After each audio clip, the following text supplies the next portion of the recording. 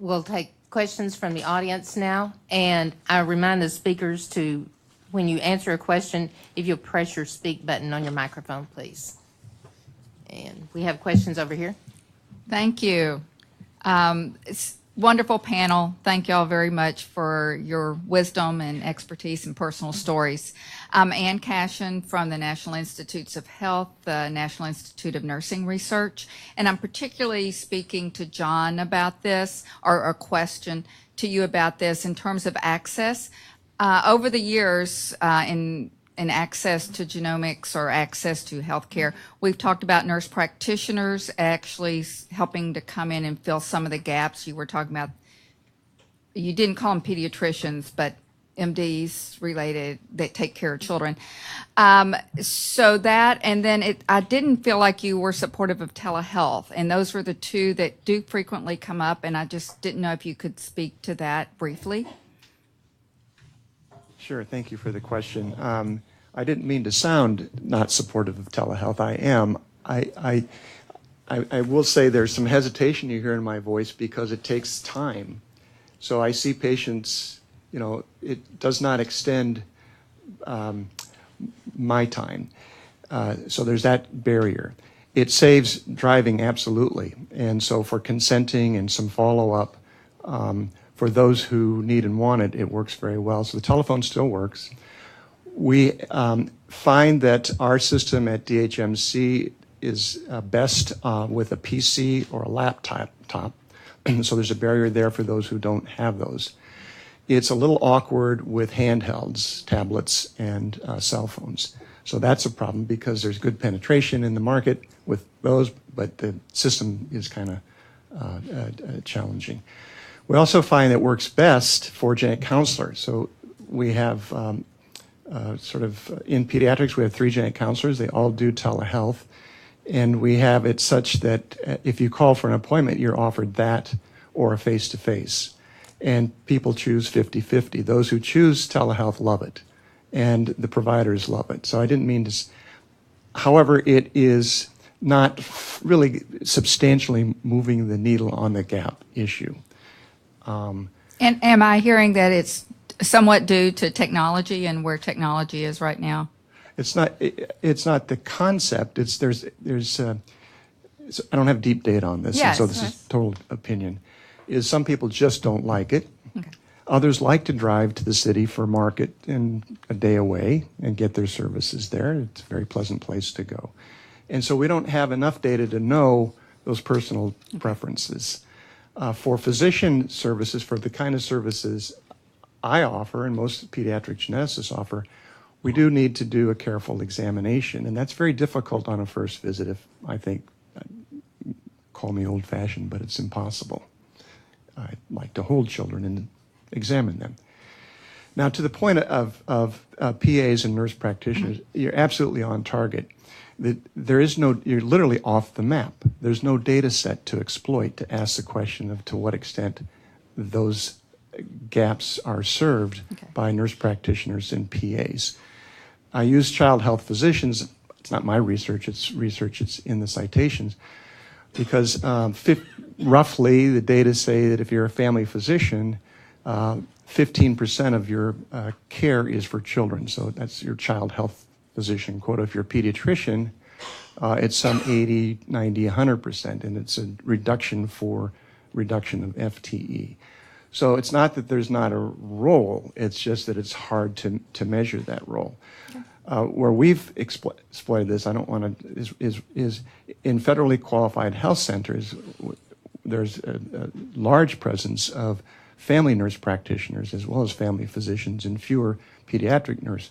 So I think serving the underserved served by those entities can be improved through education and connections and telehealth. And so that's a leverage point.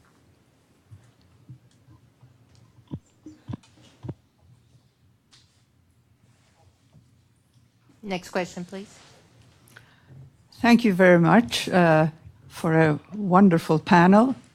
But I'm Türkan Gardiner, applied statistician. And I'd like to refer as well to one of the very impressive workshop proceedings on the subject, which I was looking at. and addressing specifically aspects related to data acquisition. In box 2.1 of the workshop summary, it indicated that patients were with a positive indication for breast cancer were asked whether they had any family history of breast or ovarian cancer. And one patient said no. But taking information about the 2 future generations as well as parents, it was found that there was colon cancer, there was lung cancer, there was prostate cancer, and pancreatic cancer in the immediate family. So how specific do we get in terms of data that we collect for modeling efforts? That is one aspect that I'd like you to perhaps address in interviews about genetic counseling.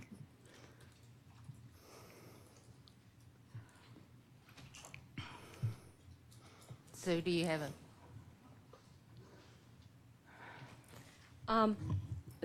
That's a really good point. And I think one of the challenges that we see, and one of the reasons men aren't getting tested, at least for BRCA, is because a lot of the early risk assessments were based on the Gale model, because that was, for a clinical trial for the use of tamoxifen. So I think we need to get out of some of our historic models, because I think we're really mired in it. And unfortunately, even though the medical community and the research community may understand that, hereditary cancers are much more than just breast and, or even breast and ovarian, public perception and even what's happening in primary care has not changed the way it needs to. So, I mean, that's just my opinion. I don't have the data, and we don't collect the data. We're a nonprofit, but I wholly agree with you on the need to do that. That's right. Thank you. If I can, family history is frequently very imprecise. In parts of the country, in all the country in the 1950s and 60s, and in parts of the country even to this day, we have this thing called consumption, where people get old, they get skinny, and they die. Consumption is sometimes thought of as maybe tuberculosis, maybe pancreatic cancer, maybe metastatic colon cancer. But there are a lot of people who still die in the United States, perhaps 3 to 5%, who no one really knows that they have cancer. And then we've already heard from the speakers here about the difficulties in, when it is known, being passed from one generation to another in terms of information. So family history is something we should all collect, but we should all realize that it is incredibly imprecise.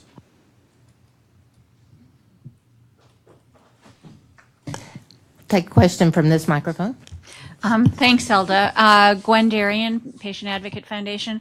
So I'm trying to think, because I have so many questions here, but they range from this notion of education across an entire spectrum, from people who are college educated. You notice Brawley talked about college education as a determinant of health outcomes, to people who are to the physicians and the healthcare providers who are treating us. And it sounds like the education is equally poor in terms of what genomic medicine is, and what screening is, and what it can tell us on all parts of the spectrum. But then coupled with that, one of the things we talk about a lot at PAF is the patients that come to us through the genomic care line.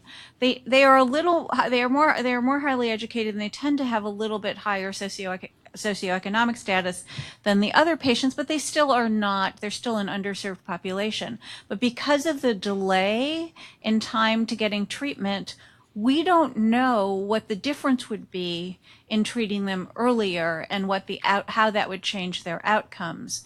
And so I think we have these two. Somehow we have to figure out how to build the evidence on the impact of genomic and precision medicine and health outcomes, and build the education. And they seem to me that it has to happen somewhat simultaneously. So I'd love to hear some thoughts from the panel about how we might be able to do both of these things. And I even think of somebody like Candace Henley, who was persistent, and look how long it took you to get answers to your to what you knew were significant questions and knew were significant things that impacted your family.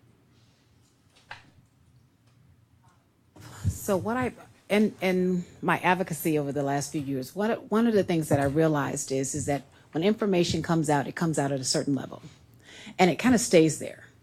The community hospitals and clinics and underserved communities wind up missing out on that information because it's not trickling down.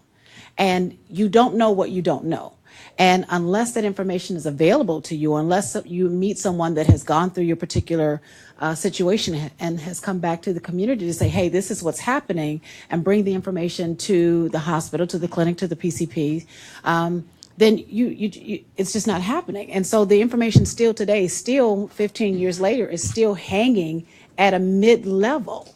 And those that are not privileged enough, I guess I can say, or have, for me, I knew I needed to do something. And what happened to me, it kind of fueled me because I had children, and I didn't want that to happen to them. But for others, it terrifies them to even step outside of that box. So it's not a one-size-fit-all approach, and not everyone has the same mentality. You know, it's like a fight or flight mode. You know, some people fight and some people fly. So it just depends. And some people do the same, fight or flight at different points on the continuum. Yeah, absolutely.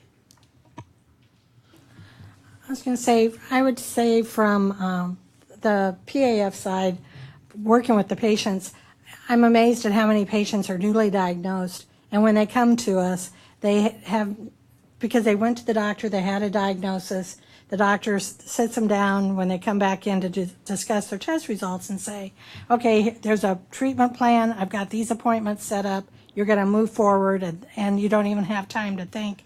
You're pretty much on this path that's just like a train that's just running out of control, and you don't have time to even sit down and think, do I need to go get a second opinion?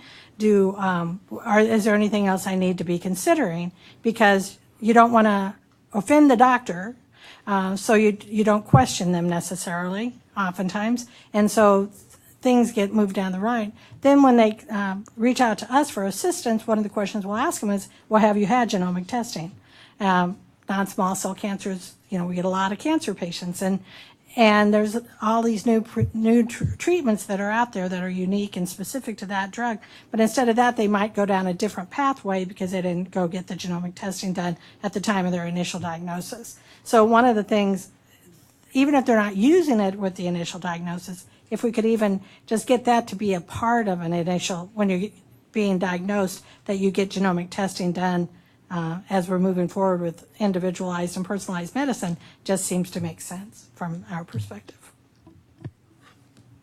Well, and I think this is an area where words matter, and Longevity has done a landscape analysis of what terms are used about genomic profiling, tumor testing,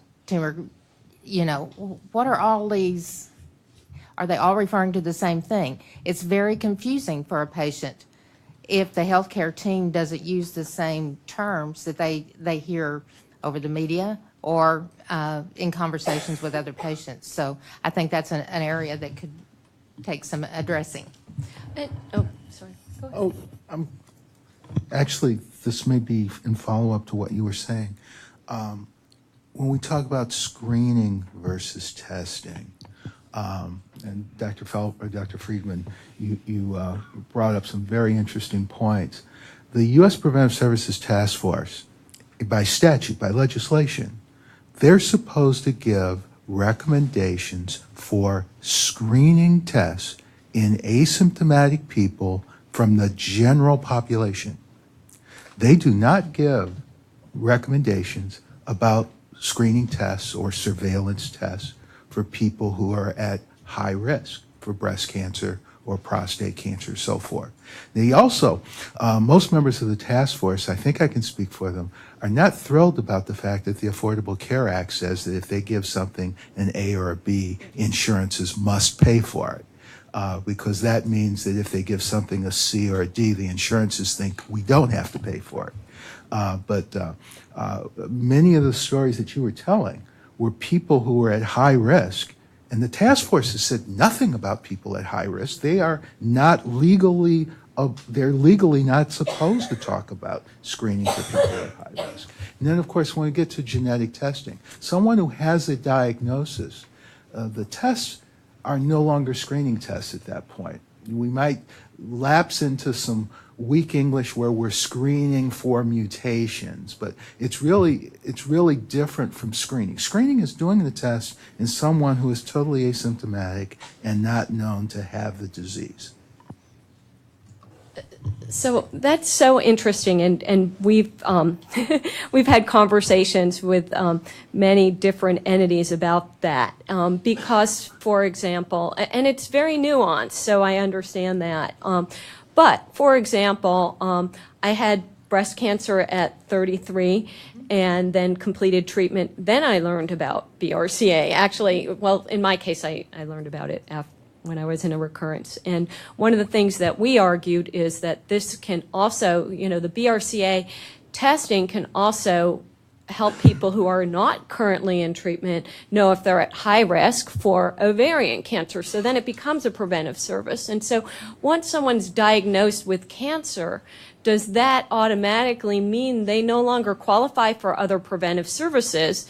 So if they're diagnosed with breast cancer, do they no longer qualify for ovarian cancer preventive services? And so, we did argue it, and it led to a clarification specific to what would be covered under the Affordable Care Act. I think the challenge is, and we're really grateful about the expansion of access to genetic testing for people who meet the USPSTF guidelines when it was included in the Affordable Care Act.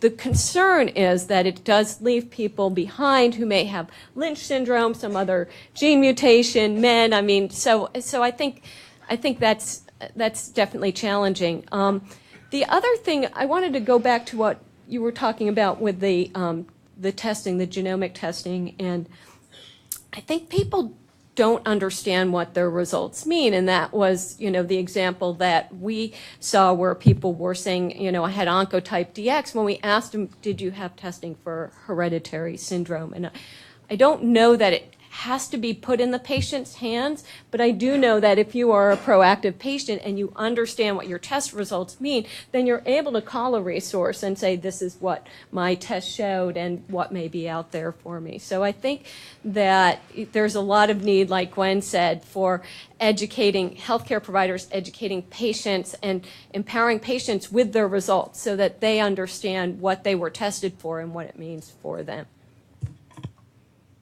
Thank you. Let's move on to the next question. And since I took two from that microphone, I'll take another one from this microphone. Hello, I'm Angela Wilson Turnbull. I'm a mom and a sister.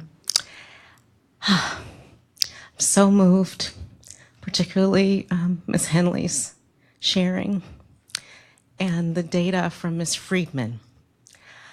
So my mom died of the BRCA2 within a week. We had no idea that she was sick the week of her 75th birthday.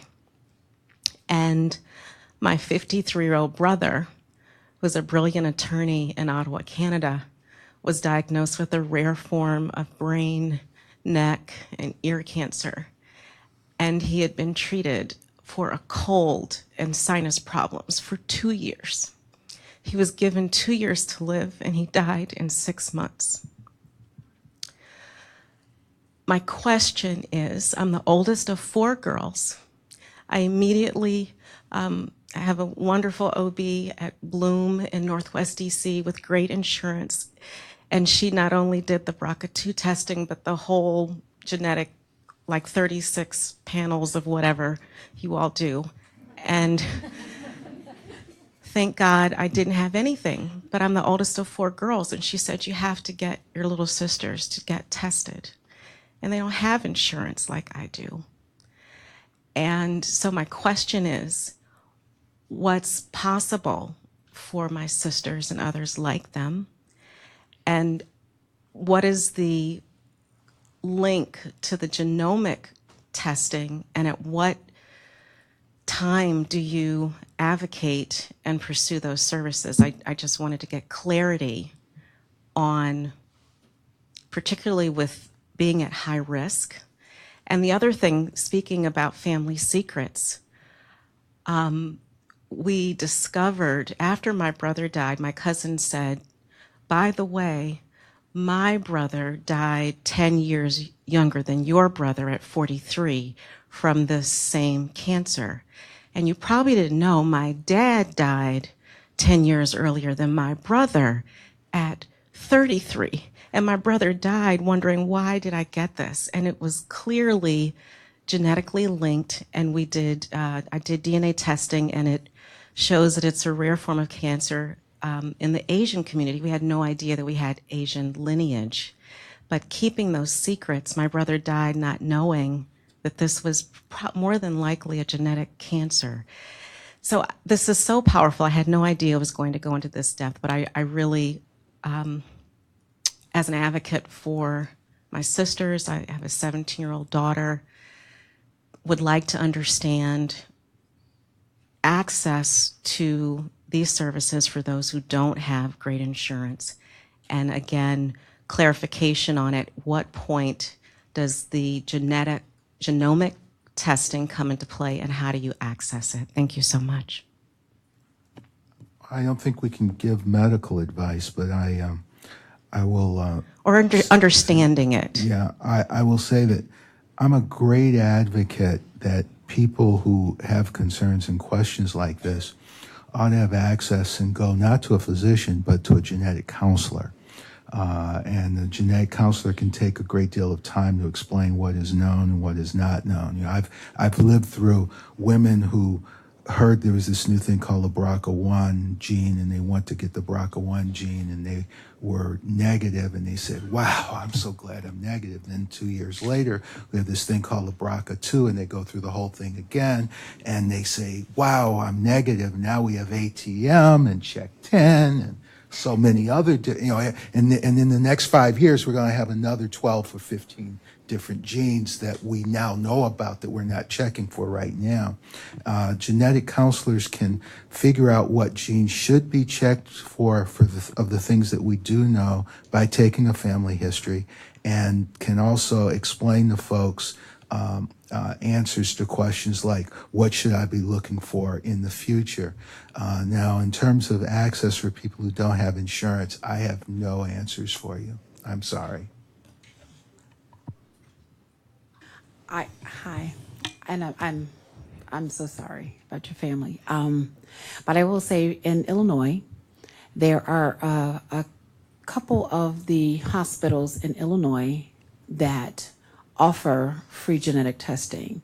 So I would suggest that you look into the hospitals, especially state-run hospitals, that are looking to have more participants in clinical trials and genetic testing, to see if they offer any type of free assistance that might be able to help you, or have some type of referral service or financial assistance to help pay for the genetic testing. Thank you. Hi. Thank you. It looks like we have time for one more question to keep us on time, so I'll take a question from this microphone. Thank you. Okay. Thank you so much. I'm Janet Williams from the American Academy of Nursing. And I think I've heard this morning, regardless of the focus of your presentations, that communication continues to be a major problem. So I'm wondering, as a healthcare provider, are we just not talking and listening? Or are we talking but making no sense? Can you help us understand what to do so that we are working with you to help you get the information you need? I think it's a combination. We as patients speak one language, and the medical community speaks another. And it's a matter of being able to break it down where it is understandable and relatable. So sometimes it's not always words, but it may be pictures. It may be, some type of audio, learning, because everyone learns differently and everybody understands differently. So it's just a matter of understanding how a patient is receiving the information and then having them relay it back to you. What did you hear me say? Asking them to repeat back to you what they heard, so that therefore there's a clear-cut communication, so that if there's something that they misunderstood from you, now you can go back and say, no, that's not what I said. Okay, let me try it again in a different way. So it's just being able to communicate and learning how the patient is listening and hearing from you. Just to add to that, one thing that we've found is that oftentimes we create, whether it's educational materials or strategies for patients, and then ones for providers over here. And they actually need to be much more similar. That way you're speaking the same language and you're relating back and forth. And another piece too is that communication isn't a transaction. It really is a relationship, and it's multiple. It's how do you build on the previous conversation and then build upon that and upon that, so that people can really have the opportunity to come back and say, okay, yesterday I was able to get from 1 to 3, and then that was it. But next week, let's cover 3 and 4, if that's possible. And I think that it's not, we get so caught up in trying to get people through to whether it's testing or treatment, which is obviously important, but to be able to have that time to say, where are you at? Similar to what you said, what did you understand? Okay, what have you heard? What haven't you heard? And the models, the strategies are out there, but I don't think we're really implementing them in the best possible way at this point. I also think we have to challenge the media sometimes, and also look at the terms that we use frequently, and not make assumptions that people all understand what we're talking about when we say something. And, so like the medical community uses the term unaffected carrier for someone who carries a gene mutation. And like BRCA, but for a patient, they hear that and that is dismissive. So calling it hereditary breast ovarian cancer, calling it the breast cancer gene, calling it the Angelina gene, it reinforces this idea that men aren't affected by it. So I think there's a lot of different levels that we need to examine, and maybe even be willing to come up with new terminology that we can all agree on, and then even potentially push through the media as well. I think sometimes we also tell people what we know and not what they need to know. So if we put it in their context and make it relevant to their situation, listen to them as they listen to you. I'd like to end our session with that and thank those that were at the microphone that we didn't get to. I encourage you to ask the panelists questions and start a dialogue with each one of us as we go throughout the day. Thank you so much.